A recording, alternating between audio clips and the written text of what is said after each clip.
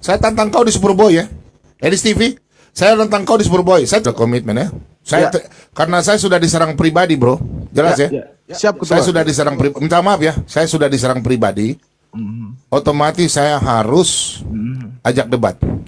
Ya, teman-teman sekalian, banyak yang bilang kepada saya, Bang, kenapa kok gara-gara pernyataan Abang tentang penyaliban Yesus adalah kehendak iblis itu membuat sesama apologet berdebat? Kenapa para apologet tidak kompak? Teman-teman sekalian, saya cuma mau bilang begini, mereka itu bukan apologet. Jangan kalian kira mereka berapologet. Mereka itu adalah orang-orang yang sirik, yang tidak senang karena channel atau tempat mereka itu sepi, nggak ada yang nonton. Jadi mereka harus menggoreng ataupun membahas pernyataan saya supaya mereka rame. Jadi mereka itu mamon, mereka bukan apologet. Nah, kalian tahu nggak apa akibat daripada orang-orang yang mengatakan bahwa kehendak untuk menyalibkan Yesus itu adalah kehendak Bapa di surga? Konsekuensinya adalah bahwa iblis, orang-orang Farisi, ahli-ahli Taurat, Yudas, dan mereka-mereka semua yang hendak menyalibkan Yesus itu harus diberi bintang tanda jasa. Mereka harus diberikan penghargaan. Karena apa? Karena mereka telah melaksanakan kehendak Bapa di surga. Makanya doa Tuhan Yesus di kayu salib seharusnya bukan ya Bapa ampunilah mereka, tetapi ya Bapa berikanlah mereka penghargaan karena mereka telah melaksanakan kehendak-Mu. Ini kan ajaran gila. Makanya saya bilang itu ajaran gila. Makanya tepatlah apa kata orang-orang Islam yang mengatakan bahwa iblis berjasa dalam penyaliban Yesus. Jika kalian katakan bahwa penyaliban Yesus itu adalah kehendak Bapa di surga. Saya menentang ajaran sesat ini. Jadi teman-teman, kita memang harus memisahkan ilalang dengan gandum. Justru karena pengajaran-pengajaran sesat mereka itulah, maka ajaran Kristen itu menjadi bulan-bulanan dari para pendebat-pendebat Islam itu. Dan saya ingin mematahkan ajaran sesat itu. Itu yang saya lakukan. Nah, lalu bagaimana untuk menjelaskan itu? Sebenarnya Tuhan Yesus sendiri itu sudah membuat satu perumpamaan di dalam Bible tentang penggarap kebun anggur. Ada seorang pemilik kebun anggur. Dia memberikan kebun anggur itu kepada para penggarap-penggarap. Lalu, pemilik kebun anggur itu mengutus utusannya untuk datang ke kebun anggur itu dan meminta hasil dari kebun anggur itu. Tetapi apa yang dilakukan oleh para penggarap-penggarap? Yang dilakukan oleh penggarap-penggarap adalah memukuli, menganiaya utusan-utusan dari sang pemilik kebun anggur itu. Beberapa orang diutus, dipukul, dianiaya. Lalu apa kata sang pemilik kebun anggur itu? Kata sang pemilik anggur itu, maka aku akan mengutus anakku, dan mereka akan segan dan menghormati anakku. Tetapi ketika anaknya diutus untuk datang kepada kebun anggur itu, kepada para penggarap-penggarap itu, apa kata penggarap-penggarap itu? Ini adalah anaknya, inilah adalah ahli warisnya. Mari kita bunuh dia, sehingga kebun anggur ini jatuh kepada tangan kita. Nah sekarang pertanyaannya, apakah pembunuhan terhadap anak sang pemilik kebun anggur adalah keinginan daripada sang pemilik anggur? Tentu tidak. Tentu tidak. Ya, keinginan daripada sang pemilik kebun anggur adalah bahwa mereka itu akan menghormati anaknya. Para penggarap-penggarap kebun anggur, upahan-upahan itu akan menghormati anaknya dan menerima, tetapi tidak. Makanya saya bilang, rencana pembunuhan terhadap Yesus, rencana penyaliban Yesus itu berasal daripada si jahat, iblis yang merencanakannya. Ketika Tuhan Yesus menghadapi penyaliban itu, ketika Tuhan Yesus tidak lari dari penyaliban itu, ketika Tuhan Yesus taat sampai mati di kayu salib, Bapa di sorga memberikan kepadanya kebangkitan. Maka dia dibangkitkan mengalahkan maut. Iblis, orang-orang Farisi dan orang-orang yang bersama-sama dengan mereka menyalibkan Yesus, melihat Yesus yang mati di atas kayu salib sebagai kekalahan daripada Yesus. Mereka bersorak-sorai, lihat ya Mesias, lihat yang katanya mau menyelamatkan orang. Dia yang disebut menyelamatkan orang tidak sanggup menyelamatkan dirinya sendiri. Ketika mereka melihat Yesus disalib, mereka pikir mereka menang. Tetapi pada hari yang ketiga, Yesus bangkit mengalahkan maut. Disitulah salib yang tadinya rancangan iblis, pembunuhan terhadap Tuhan Yesus, diubah oleh Bapa menjadi jalan keselamatan. Itulah kenapa sekarang kita pakai salib. Jadi jangan asal ngomong salib keselamatan, tapi Anda tidak tahu detailnya. Sehingga akhirnya sekarang orang latah mengatakan salib adalah rancangan Bapa di surga. Bapa di surga menginginkan anaknya disalib. Makanya saya bilang kamu gila. Ketika saya katakan begitu, mungkin omongan saya terlalu keras. Tapi ini saya katakan supaya kamu sadar dan bertobat. Dan meninggalkan pengajaran-pengajaran yang sesat dan aneh itu. Edis TV baru menghujat saya lagi, teman-teman. Jangan gitu. Kalian mau lihat WA nggak? Edis TV bilang begini. Pak Bom Bom harus bertobat. Jangan gara-gara penonton cuma 150 orang, lalu harus jual nama Edis TV. Edis, lu lihat lu po YouTube, gua lebih top daripada lu Edis TV. Lu sekarang menghujat orang Islam supaya jadi kau jadi top toh. Tidak ada orang Kristen berbuah dari kau Edis. Kau rame itu orang Islam kau menghujat. Ya. Di satu sisi di sini kau sombong Edis. Kau bukan membela iman Kristen, enggak, kau menghujat. Dia baru WA saya screenshot langsung. Ya. Kau kalau sesat, kau bilang Yesus bukan Tuhan, saya masih simpan. Sekarang kau mengatakan saya gila, saya bodoh. Saya tantang kau di Superboy ya. Edis TV. Saya tentang kau di Superboy. Saya tidak akan menjelaskan ayat Alkitab. Orang tahu saya siapa. Saya nggak bakalan menjelaskan ayat Alkitab di sini buat kalian. Nggak. Saya mau pakai untuk berdebat. Oke? Saya lawan kau. Tidak ada orang Kristen mengatakan bahwa penyaliban itu adalah rencana iblis. Nggak ada itu. Tidak ada pendeta khotbah begitu. Kalau ada suruh pendeta tuh belajarlah sekolah teologi ya. Kau pengecut Edis TV. Ya. Kau banci Edis TV. Kenapa kau lari ke luar negeri? Ya, orang Kristen saya kasih tahu, Anda yang mendukung dia, Anda orang gila. Saya yang katakan. Saya punya bukti ada. Ya. Lo bukan. Saya di sini terserah. Anda mau bilang saya cari koin terserah. Tapi Edis TV dengan sombongnya, dia mengatakan apa? Pak Bom Bom, lu jangan bawa nama Edis TV. Lu ajar salah kok gimana? Lu bilang Yesus bukan Tuhan? Sekarang lu bilang Yesus, lu bilang penyaliban itu Anda mau jangan bela-bela. Dengar ya, Anda yang bela dia, saya lawan dengan Anda. Tapi saya cari kepala dulu. Edis lawan saya dulu. Kalau Anda setuju dengan Edis, nanti kita debat. Edis dulu yang sama lawan, oke? Anda sudah mengatakan saya sesat, bodoh, goblok, bodoh, ya, gila. Aduh, jangan gara-gara karena kau sudah top, ya nonton kau rame itu bukan orang Kristen. Hah?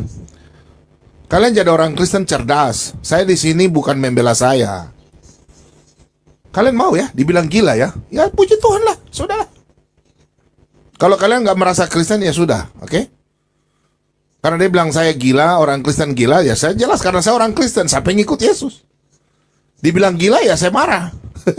Loh, kalian kan tahu dari dulu saya bilang apa? Kalau orang kadrun bilang saya gila, saya lawan. Tapi lewat dengan cara berdebat.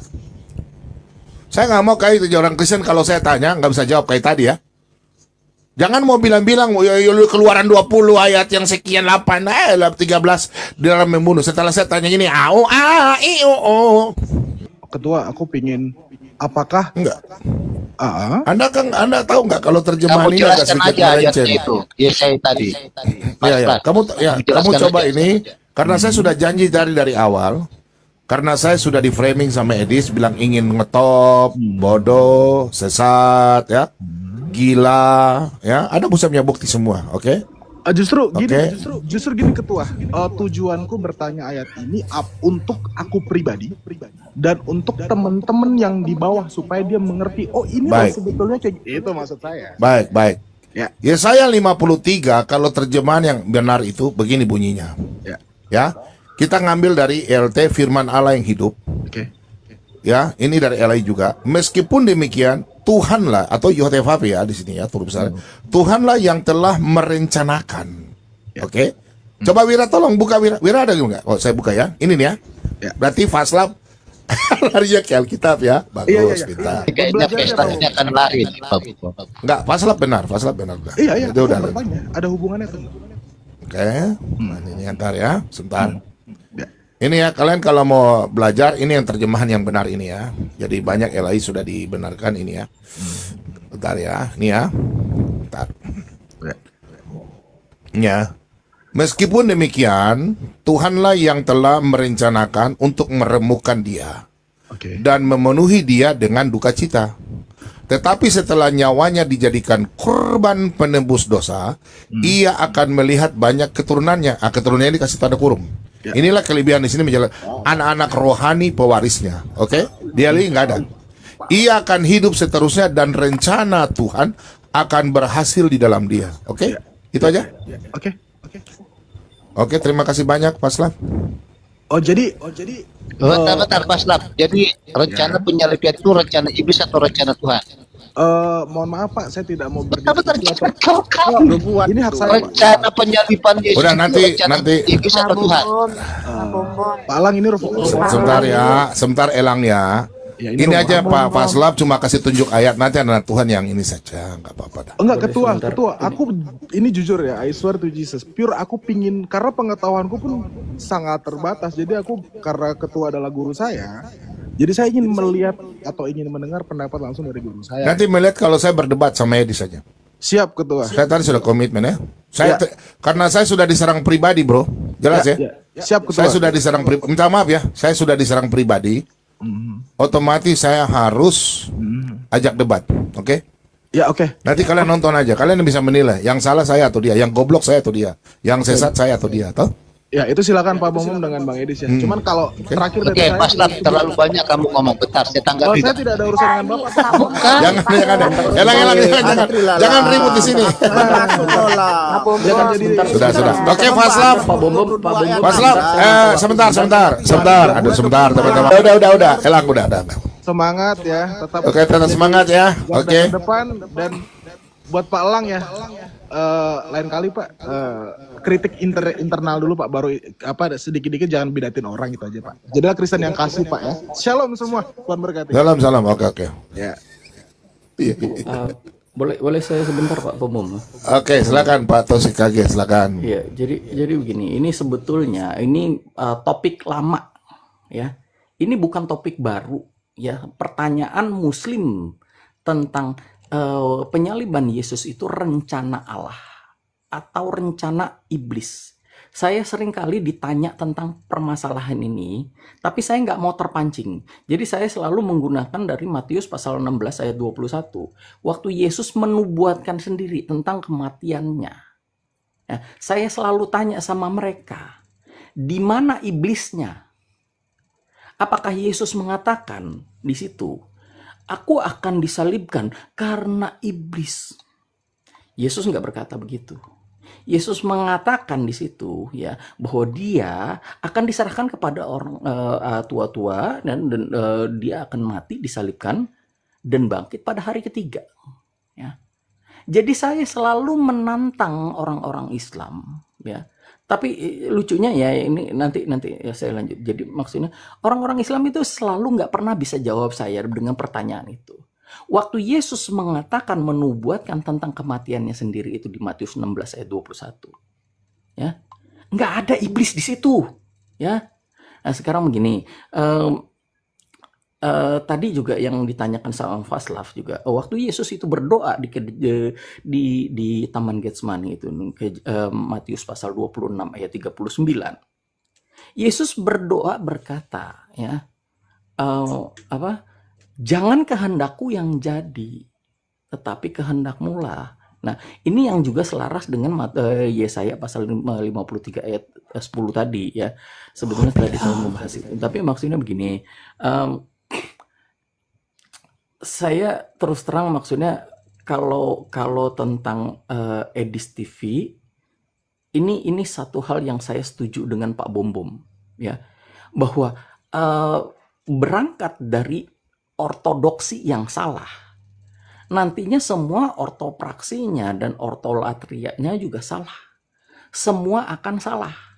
Pemahaman salah. Kenapa? Nah, itu yang tadi Pak Elang katakan, ada kemungkinan kalau misalkan dari ortodoksinya yang salah, doktrinnya salah, pengajarannya salah, impactnya itu nanti dia akan jadi oneness seperti Pak Bom bilang. Ya, semuanya akan beruntut seperti itu. Nah, maksudnya begini, kalau saya lihat memang Edis TV itu dia lebih apologet yang lebih kuat di menyerangnya. Islamologi aja, mengajar nggak usah. Tetapi kalau tentang pemahaman kekristenannya, doktrin kekristenannya, dia mungkin memang harus masih banyak belajar lagi.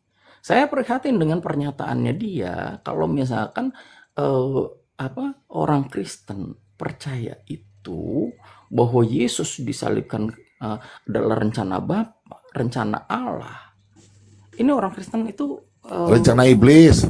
Ya, Yesus disalibkan karena rencana iblis. Ya. Ibaratnya Yesus mati harus di kayu salib itu rencana iblis gitu loh. Ya, intinya itu gitu. yang dia pendapat dia. Tapi kalau misalkan dia bilang orang Kristen yang percaya bahwa Yesus disalibkan atas rencana Allah, itu miring gitu. Itu saya prihatin sekali ya.